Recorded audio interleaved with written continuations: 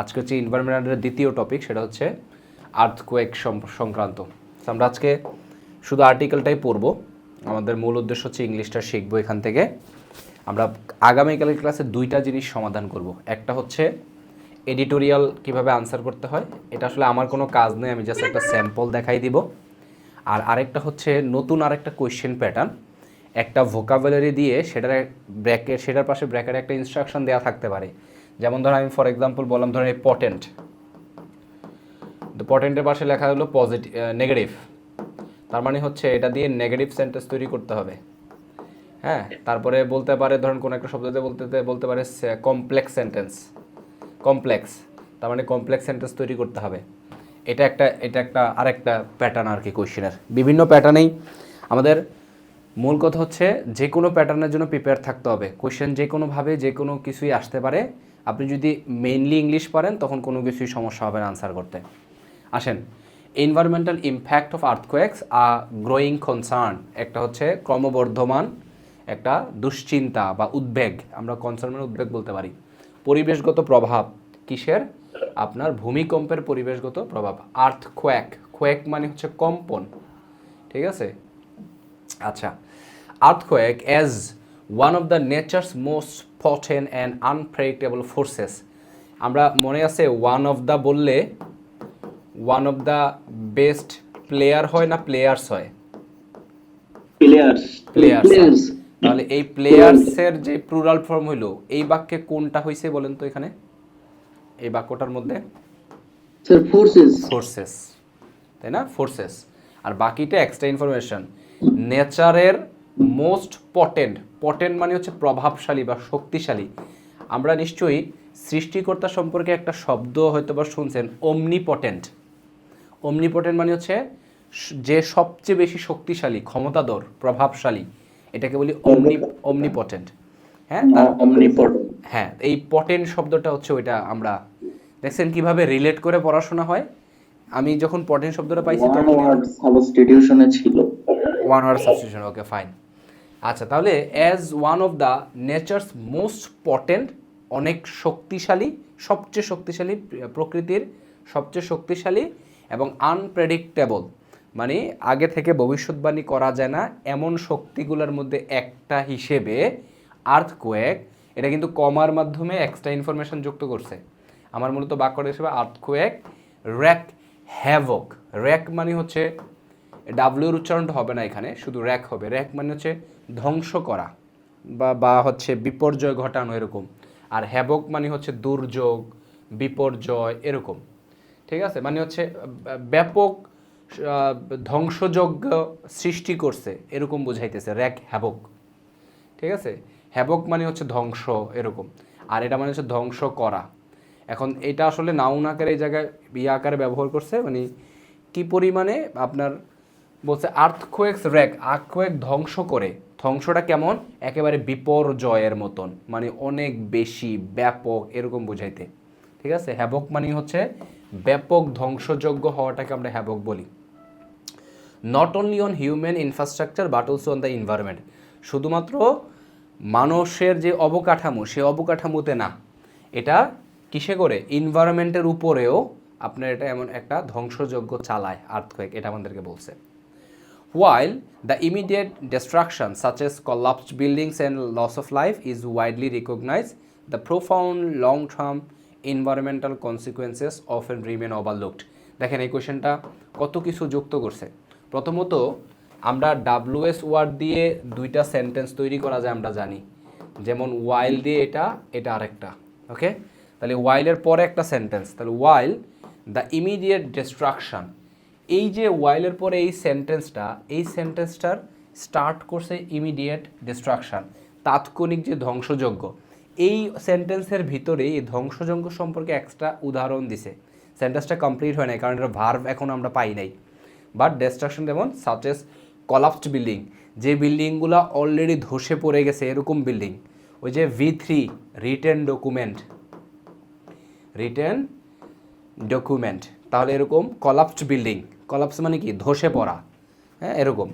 And loss of life, এবং যেই প্রাণগুলো হারায়া যায়, ওই ধরনের যে তাৎক্ষণিক ডিস্ট্রাকশন এবার আমাদের ভার্ব পাইছি ইজ ওয়াইডলি রেকগনাইজড। এটা যেখানে আপনার ওয়াইল, যেখানে the immediate destruction is widely recognised, একেবারে ব্যাপকভাবে আপনার বিস্তরভাবে কি করা হয়, স্বীকৃতি দেওয়া হয়, মানে রেকগনাইজ করা হয়।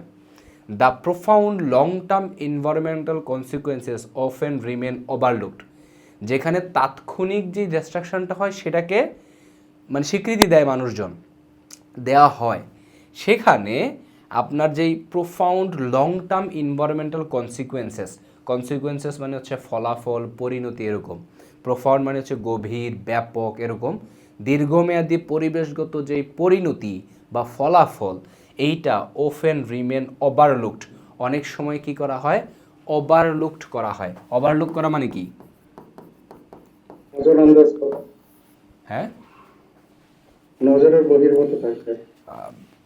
উপেক্ষা করা মানে অবহেলা করা, হ্যাঁ, মানে ওইটা না দেখার ভান করা, এরকম টাইপের, দেখি নাই বা এটা নিয়ে আমার কোনো দুশ্চিন্তা নাই বা আমার এটাই বলছে আমাকে, ঠিক আছে। ভাই হোয়াইল থেকে আরেকবার একটু বলেন তো। হোয়াইলেট মানে হোয়াইলটা কি বলবো, হোয়াইল মনে হচ্ছে যেখানে, সেখানে, যখন, তখন এরকম বোঝায়। যেখানে আমরা এই যে এখানে বলছে যেখানে আমরা ইমিডিয়েট ডিস্ট্রাকশনটা রেকগনাইজ করি, সেখানে দীর্ঘমেয়াদী যে ক্ষতিটা হয় সেটা অনেক সময় উপেক্ষা করা হয়।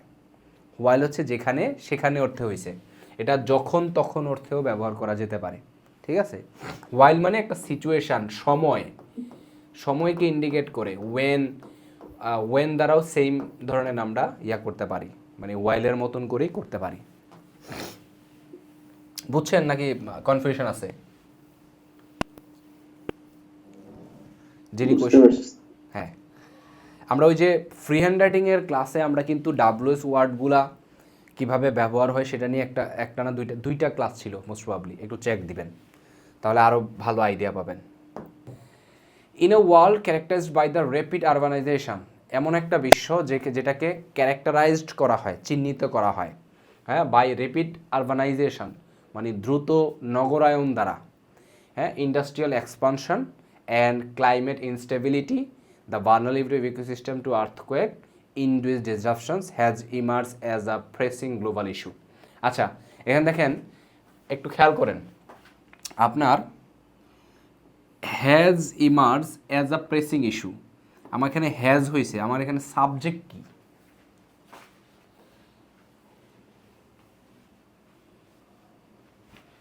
Vulnerability, the vulnerability. Vulnerability, okay fine. আর কেউ?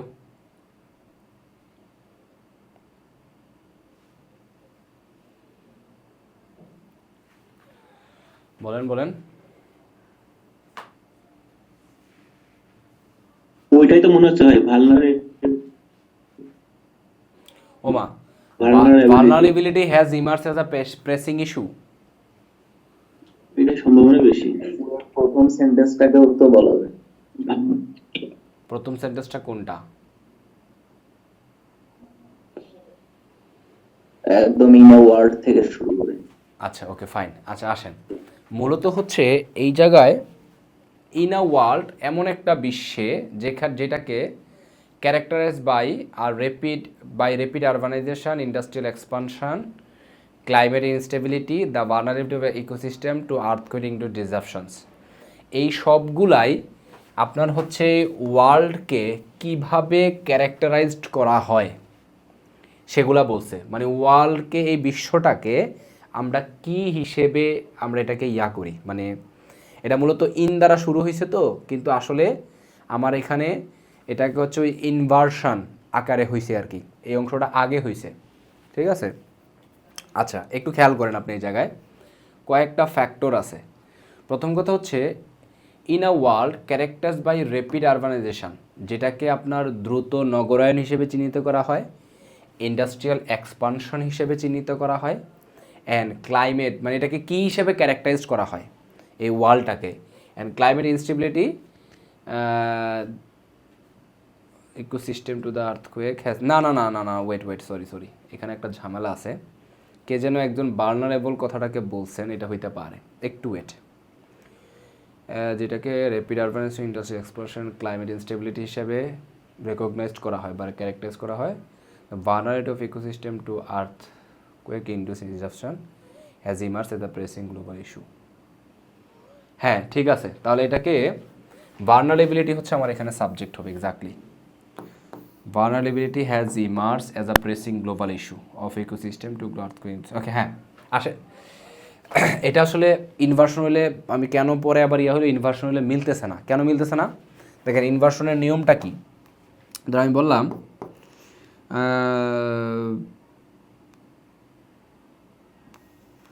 ধরেন এটাই দিই, in this world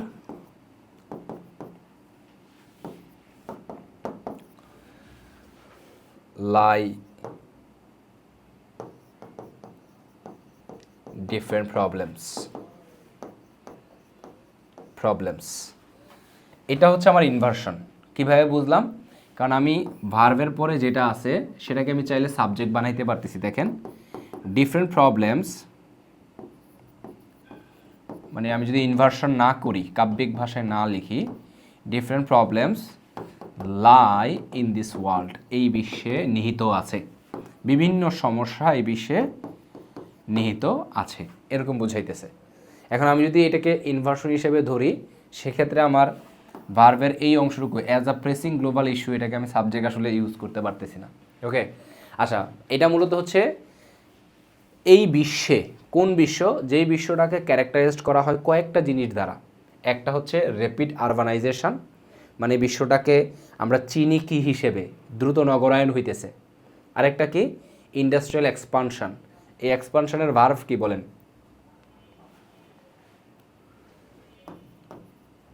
expand. Expand, হ্যাঁ। আরেকটা একই রকম ইয়ে আছে, এক্সটেন্ড। ওকে। তারপর হচ্ছে ক্লাইমেট ইনস্টেবিলিটি, অর্থাৎ আমাদের বিশ্বটাকে এমনভাবে ক্যারেক্টারাইজ করে যেখানে ক্লাইমেটের স্টেবিলিটি নাই, অস্থিরতা আছে, অস্থিতিশীল।